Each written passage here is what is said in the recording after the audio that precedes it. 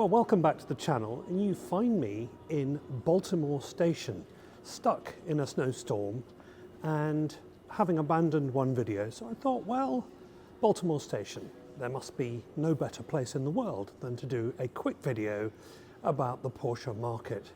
So as I pace up and down, that's what we're going to do. So then, this is a story of two parts. One is the macroeconomic status of the US economy, and the second is the Porsche market itself. And actually, the reason for doing this video isn't so much that I'm just stuck here by myself with nothing very much to do. It is actually because I've been watching a couple of videos of late, which I think are really quite good. One of which is JM on cars. He's done an excellent video just in the past few days about the Porsche market in the UK, and the other one is Petrol Ped, and I think his video is also very good, makes a lot of very similar points. So this one is not a copy of theirs. This is putting a US spin on it and giving some information which possibly they may have missed. So let's start then with the state of the economy here in the US. We are not yet, at least, in a recession. The jobs market is still very strong. People are still being employed. There are some layoffs in the banking sector, in the IT sector. So you'll have seen Citibank, you'll have seen Google, JP Morgan laying off people. But otherwise, the market is pretty strong for jobs, which means that you have confident consumers in a market where interest rates may be starting to come down.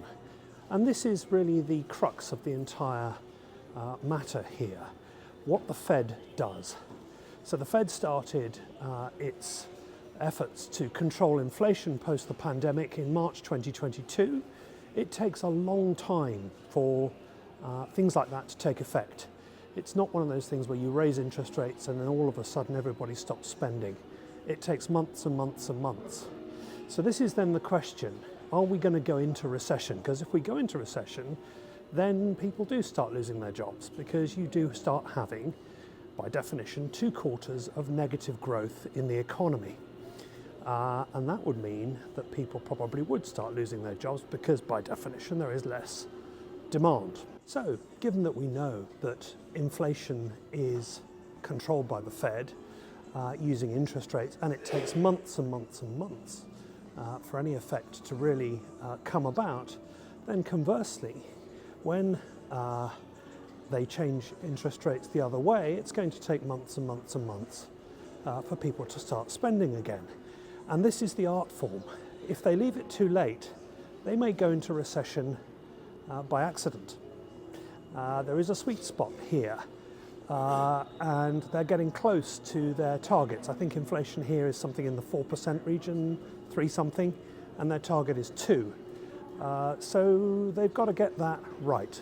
So that is the state of the market side of the equation. Confident consumers and people not losing their jobs right now.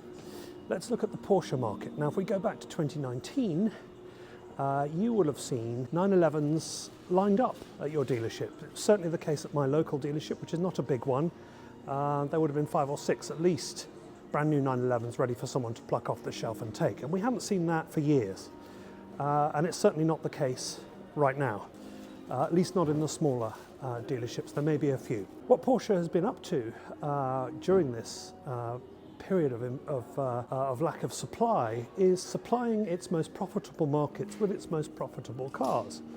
So there is, and this is where JM and Petrol Ped make some really, really good points. You'll find that there are lots and lots of Turbo S's on the market. There are lots and lots of GT3s on the market. Meantime, people looking for Carreras, the lower end of the market, are still having to wait, months and months to take delivery of their cars, which is far from supplying the lower margin cars to people when they want them. And why is that? Well, that lack of supply is really because there have been a shortage of chips.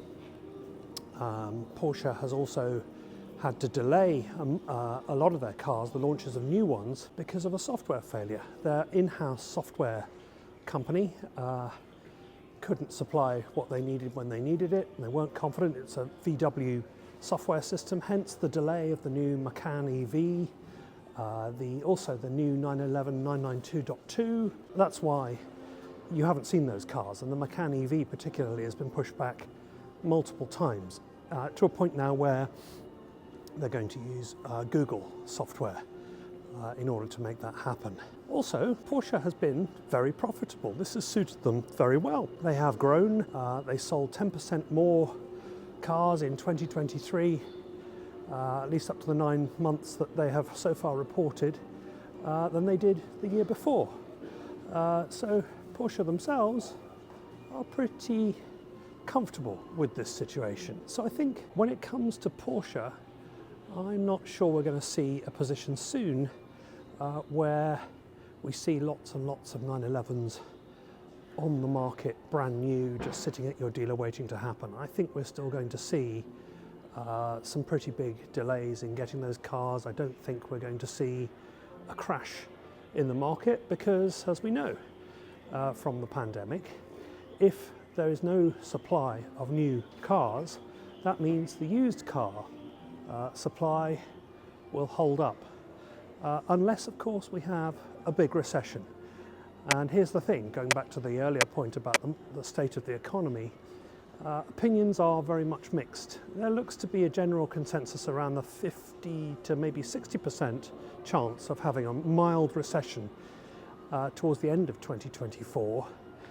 But also people are expecting by May or June that maybe interest rates could be on their way down, which might avert it.